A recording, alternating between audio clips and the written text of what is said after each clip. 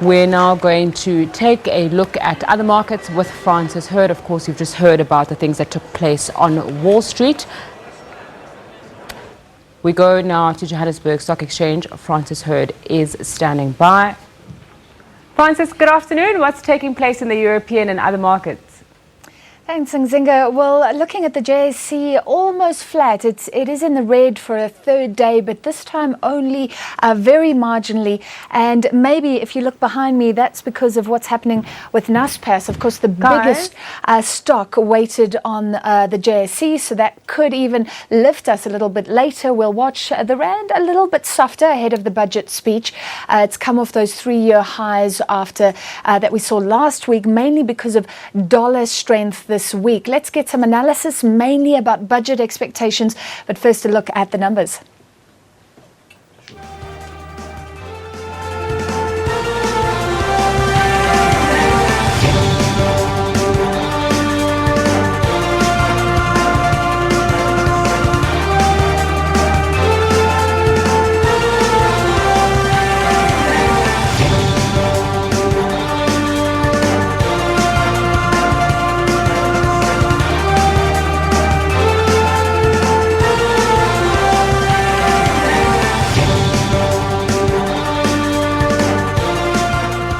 Right, I'm joined by Gary Boysons from Ransfest. Thank you for being with us as always. Before we get to the markets and the budget, inflation coming down, good news? Yeah, very good news. But I don't know if this is going to be enough with all that's going on to convince the Reserve Bank to actually drop interest rates just yet, because part of it is I think the stronger rand starting to feed through, also the easing of drought conditions. We also got a drop in the fuel price, which has kind of fed through to help ease inflationary conditions. But certainly I think the budget part, at least the budget today, is going to it's going to be absolutely critical. And I mean, if we are seeing higher taxes coming through, which a lot of people are predicting, that's going to put a lot of pressure on our Reserve Bank as well, not just to, I think, stand off in the short term. At least it means no interest rate hikes are likely for indebted consumers. Absolutely. I think in the short term we would be predicting an interest rate cut, all things being equal. Unfortunately, not all things are equal. I mean, there's a lot going on at the moment, and one of them, higher taxes, is certainly going to feed through into higher inflation for consumers.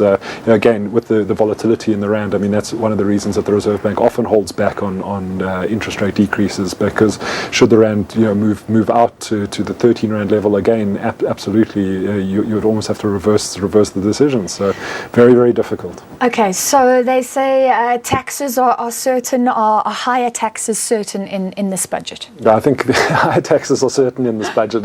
I think it depends on the quantum, and it depends where the government is going to find the money. I mean, we understand from the October the statement that Malusi Gigaba gave that there is large deficits, and there weren't a lot of solutions at that stage. And I think now, Moody's, especially as one of the ratings agencies, the last ratings agency that has us in investment grade, is going to be watching this very closely, and they're saying this needs to be a supportive budget, but it also needs to basically find money enough to stabilize our debt to GDP ratio. I mean, I've seen figures that if we can stabilize at about a 57% debt to GDP ratio, that's where the ratings agencies will be happy. But where are we going to find that? Is it going to be VAT increase? Is it going to let's start with VAT. Is it going to go up?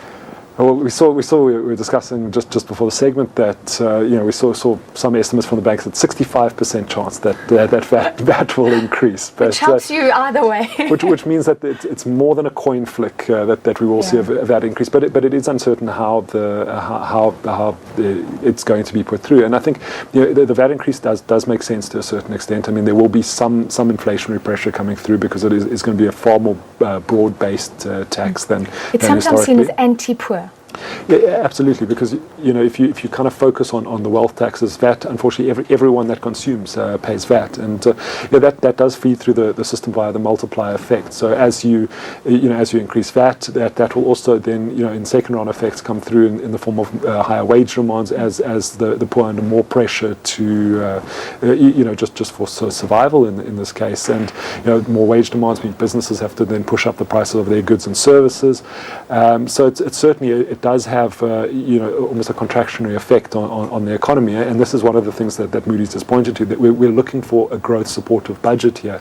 And while the estimates are that if you do increase VAT, you'll probably see you'll probably find around 22 billion shortfall plugged just by that one measure. The problem is but that economic growth can be constrained. Economic growth, exactly right. Economic growth will be constrained by that, and I mean, we need to get back to sort of a 2-3% economic growth rate to stabilize things. Now, I think the real answer will actually be looking more on the spending side of things. How are we going to shrink government? How are we going to contract spending? What are we going to do about the state-owned entities, for example? Are they going to be privatized? Now, those are kind of questions that I think we need to just get the right tone struck in the statement today. And if you can't cut spending anymore, can that top end that was targeted last year with a new tax bracket, can they take any more tax increases? A big debate around that. Again, it's very difficult. So if you look at kind of the wealthier in South African society, they are taxed very, very heavily compared to international standards at the moment. And the problem is they're also one of their capital is some of the most mobile around as well. So it's very easy for them to fiscally immigrate, that kind of thing. Now, that in itself, leads to all sorts of different issues as well. Now, I mean, there's also been talks of, a general wealth tax. I mean, we've seen internationally that doesn't necessarily work, again, because of the mobility of the capital. Again, we don't see that a wealth tax is going to come in here, but what you certainly could get is what's called the fiscal drag. So, where you get bracket creep, where they don't adjust the brackets for inflation. So, there's all sorts of measures that are going to be used to try and plug the hole. But well, the final question: say he doesn't want to affect the poor and middle class, and doesn't want to burden the upper class in any more than it is. What options are there?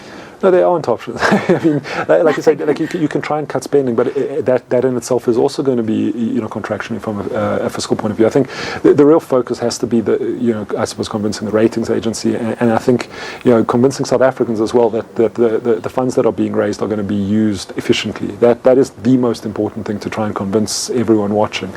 But that doesn't help with the deficit at the moment. So there has to be higher taxes, and there has to be decreased spending. I mean, they go hand in hand.